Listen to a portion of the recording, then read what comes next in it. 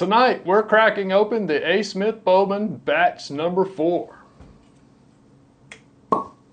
Welcome to the show.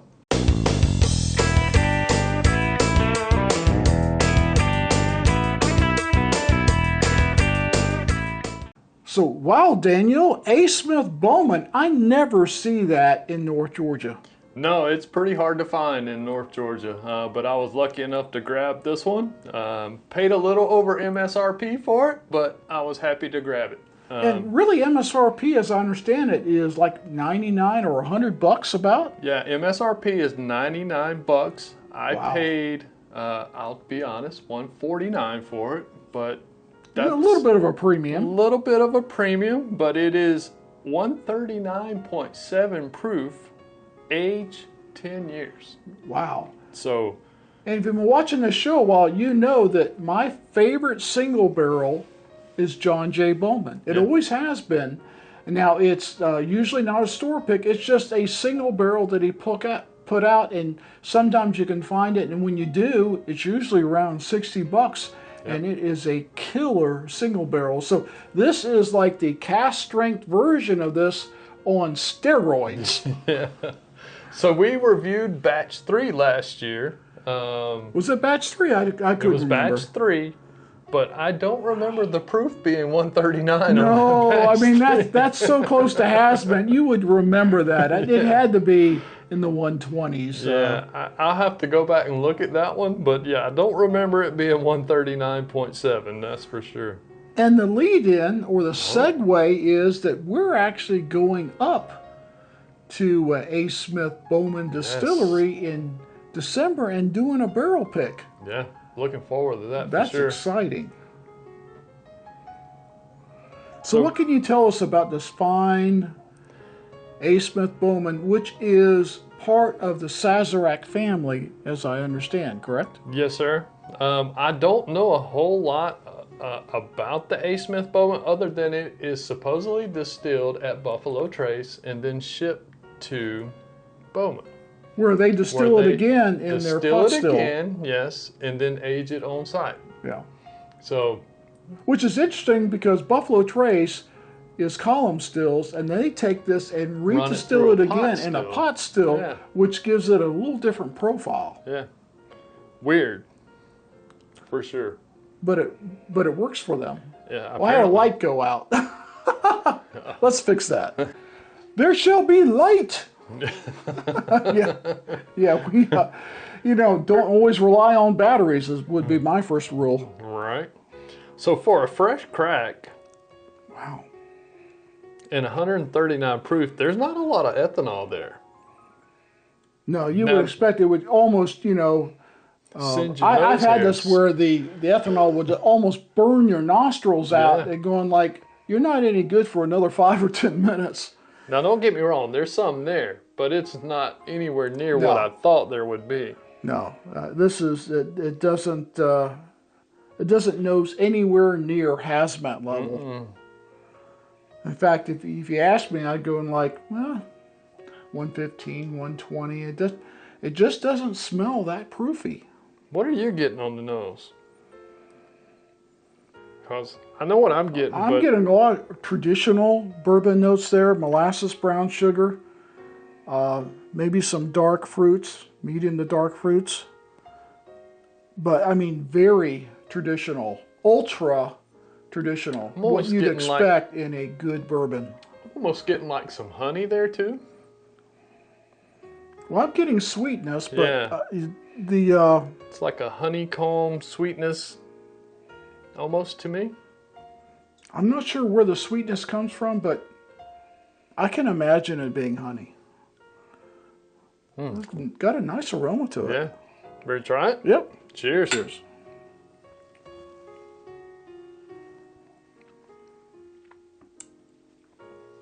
That's got some spice.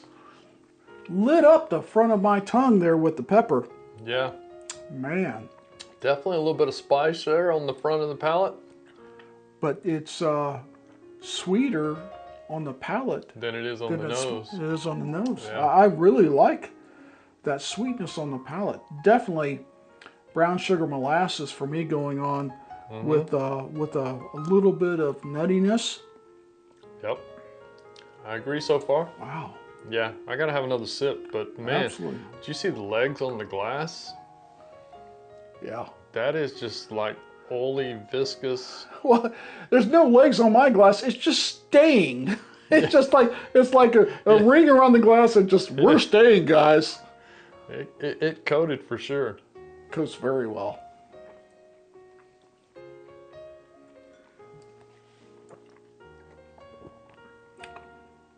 That is a spice bomb. Yeah. Wow. It I is mean, definitely- in a good way. There is just all kinds of flavors going on that I can't yet identify in the spices. I mean, just a cornucopia of spices. I mean, there's all kinds of spices going on here.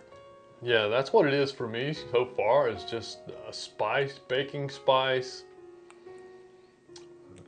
I mean, there's definitely more flavors there than just the spice, but I'm having trouble pulling out exactly what it is. It's almost like, you know, when they bake pies and they put this thing what they call allspice in. Yeah. It's a combination of. This is like it covers everything. Yeah. This like covers every spice you've ever wanted in a bourbon. Yeah, they threw the spice cabinet in there. It's all there. Every one of them is in there. Yeah, there's definitely some notes there though, past the spice. But I'm having, it's definitely some dark fruit, maybe even like some. I'm definitely getting almost like, to me, it reminds me of a really good fig cookie with that dark, rich fruit. And amazingly, you can't convince me. I don't care what the label says. You can't convince me this is near HAZMAT because it doesn't drink it.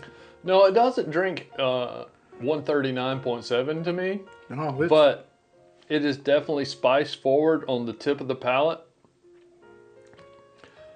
And then, like you said, there's definitely like some figs there, some dark fruit. Look at that.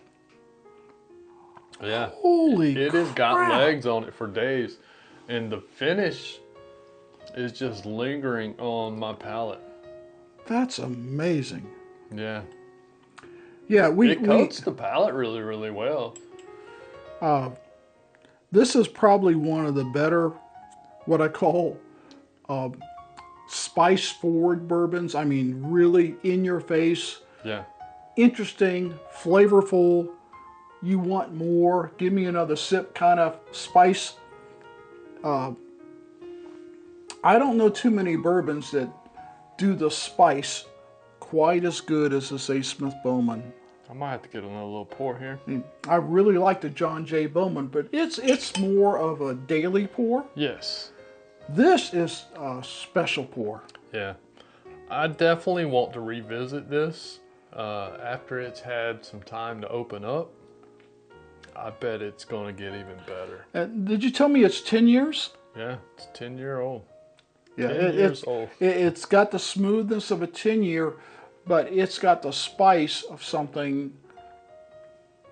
I can't tell you what matches it. I'm not sure a lot of other bourbons I have in the spice category match it for just the interesting flavors you get out of this. There's nothing simple about this bourbon. I was going to say, there's a lot going on there besides the spice. The more I sip it, the... Wow. And I think every time that I sip it, I get a different flavor out of it. I think this is one that needs to open up a little bit. And I revisit for sure. I'm enjoying it, don't get me wrong. And for me, But it's... maybe adding a couple drops of limestone water would even open up more flavors. Yeah, that's probably a good idea. Putting a couple drops in it. Well, you know, I can solve that problem. You right have here. it handy? Oh, let's try it.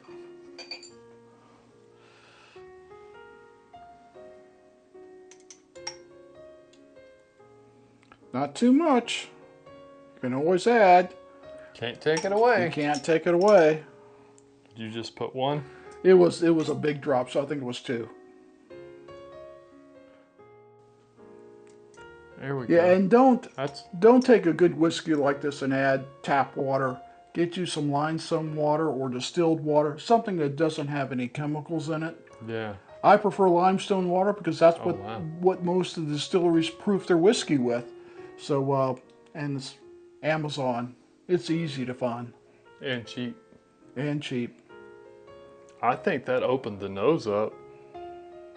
To me, that's different. That's almost like chocolate. Wait till you taste it. That's the first thing that came to my mind was chocolate. It changed the flavors on the mid of the palate.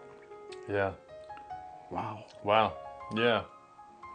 A drop of water definitely done that one wonders. That's more chocolate, molasses. Yeah, that opened it up for sure. We'll put a link in the description where you can order your own limestone water. We don't make anything from it. I'm not an Amazon affiliate, but it's a really good thing to have on your bar. So, Mike, would you buy this at MSRP or would you pay over? I'd buy 2 at MSRP if I could find it. Holy crap. Yeah, I would. It's a definite buy and back it up. Yeah. At $99, but you're probably not going to find it at that. No. But even 125, 150, I would even go 150 for something that good because it's really an amazing, almost HAZMAT bourbon. Yeah. And I, like I said, I want to revisit this later after it's had a little time to open up, but that drop of water done wonders to it to me. A lot more flavors there. The chocolate comes through. It really came through. And I think you may get some of that over time with it just opening up because this was a fresh crack on it tonight. Me personally, I'm with you. I think I'm a buy up to about 150. I don't think I'd go over the 150 mark for it. Me neither. But up to 150, I think I'm a buy. Wow. So, when we go up to HAZMAT Bowman in December, I'm going to see if they have any of these in their gift shop, and I'm coming home with one if they do. Well, you're welcome to a sample of it if you want it. So absolutely. So tell us what you think. I've been a fan of Bowman for a long time. I like their regular Bowman Brothers, okay, but there's a lot of the bourbons I like better. But you get to the John J. Bowman or any of their single barrels, and you have upped another level. Yeah. The only one I'm not a huge fan of is their port finished one. Oh, really? The rest of them I enjoy, but the port, it just dries your palate out, and I'm not a fan. It is a acquired taste. Yeah. But the rest of them I definitely enjoy. The single barrel, I think for the price that you can usually find those at, is definitely a buy. Yeah. I've got like 4 of them in the whiskey vault. Oh my goodness. Yeah, I'm not giving you the code for that either. Well, tell us what you think of your experience with John J. Bowman. And if you've ever had the HAZMAT Bowman, is it worth the price? Let us know. So Daniel, close out the show. As always, please drink responsibly, never drink and drive. And until next time, keep it neat.